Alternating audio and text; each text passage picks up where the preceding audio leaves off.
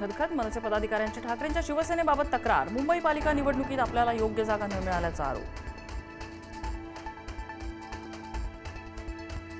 विलिनीकरणाच्या चर्चेत नसणाऱ्यांना बैठकीबाबत काय माहीत असणार? अनौपचारिक चर्चेदरम्यान शरद पवारांचं विधान, विलिनीकरणाच्या चर्चांना फाटा फोडणाऱ्यांना चोख उत्तर।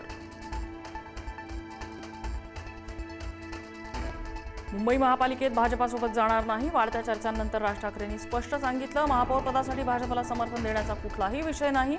मनसेच्या बैठकीनंतर संदीप देशपांडेंकडूनही पुनरुच्चार।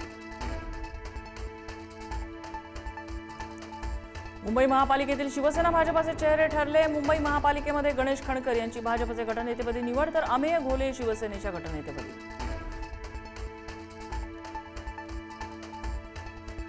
मुंबई महापालिकेसाठी महायुती आज 2 गटात नोंदणी करणार, भाजपचा स्वतंत्र गट तर शिवसेना राष्ट्रवादीकडून एकत्र गट नोंदणी केली जाणार। अजित पवार भाजपच्या भ्रष्टाचाराच्या फाईलबाबत बोलले आणि 10 दिवसात त्यांचा अपघात, जस्टिस लोया प्रकरणाची आठवण, संजय राऊतांकडून अजित पवारांच्या अपघाताबाबत गंभीर शंका उपस्थित।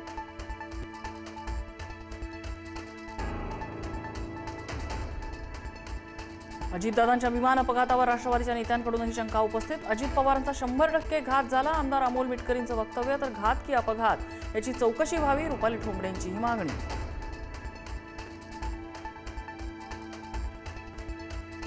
आमच्याशी चर्चा न करता अजितदादांनी विलिनीकरणाचा निर्णय घेतला असता का? मुख्यमंत्री फडणवीसांचा सवाल, तर चर्चा केली नाही म्हणजे अजित पवारांचा फडणवीसांवर विश्वास नव्हता, राऊतांचा टोला।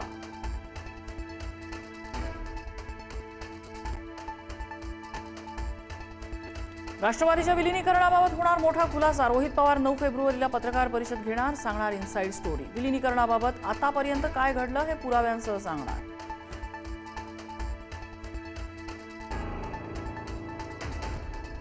उपमुख्यमंत्री सुनेत्रा पवार कराडमधील प्रीती संगमावर नतमस्तक, स्वर्गीय यशवंतराव चव्हाणांच्या स्मृतीस्थळी अभिवादन, तर फलटणमध्ये अजित पवारांचे अंगरक्षक विदीप जाधव यांच्या कुटुंबाचीही घेतली सांत्वनपर भेट।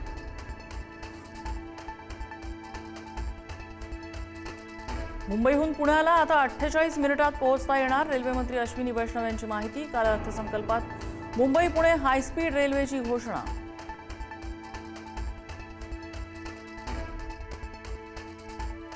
जळगाव सराफ बाजारात सोनं चांदी गुंतवणूकदारांना मोठा फटका, 4 लाख रुपयांचा टप्पा ओलांडलेली चांदी 2.5 लाखांवर येऊन ठेपली, 2 लाख रुपयांच्या उंबरठ्यावर पोहोचलेलं सोनं 1,40,000 रुपयांवर।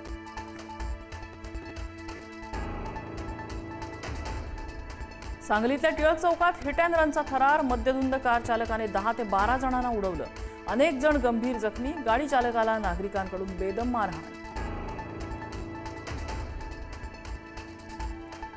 गडचिरोलीतील 4थीतल्या विद्यार्थ्याची गळफास घेऊन आत्महत्या, आरमोरी तालुक्यातल्या कोजबीमध्ये हृदयद्रावक घटना, मजुरीसाठी आई वडील सुद्धा परराज्यात।